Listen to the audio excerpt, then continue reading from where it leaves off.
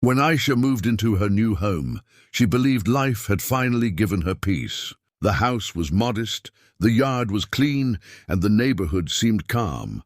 But she didn't yet know about her. The woman across the street, self-proclaimed queen of the HOA. Everyone whispered about her, but Aisha brushed it off. How bad could one neighbor really be? It didn't take long for the answer to arrive every morning. The woman sat outside on her porch, sipping coffee while watching every single move on the street. She wasn't just observing, she was policing grass too long. She complained car parked in the wrong direction. She complained a single trash can out 10 minutes late.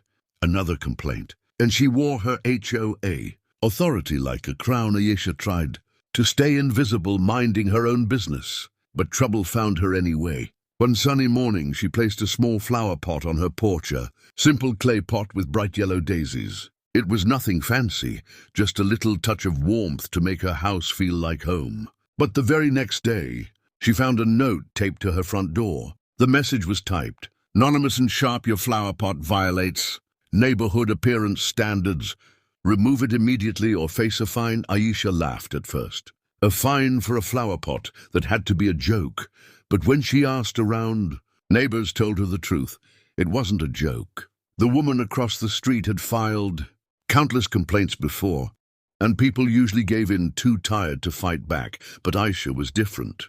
She wasn't going to be bullied in her own home. Instead of removing the pot, she added more.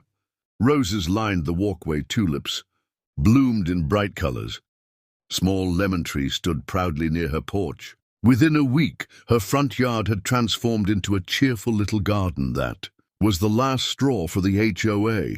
Queen, she stormed over one morning, pointing her finger and demanding the plants be removed. When Aisha calmly refused, the woman threatened to call the committee. And sure enough, 2 days later, a group of HOA board members arrived. But this time, something unexpected happened. As the committee walked up the street, doors opened one by one. Neighbors stepped outside, gathering in front of Aisha's house. People who had quietly endured the woman's bullying were suddenly united. One man spoke first. "We like the garden, it makes the street look better." Another neighbor added, "She's not breaking any rules. Why are we wasting time on this?" One by one, voices rose. The committee listened, looked at the flowers, and quickly realized there was no violation. No rule broken, no reason for a fine. The HOA queen's face turned red with humiliation. For once she had no power. The committee left without action, and the neighbors, tired of her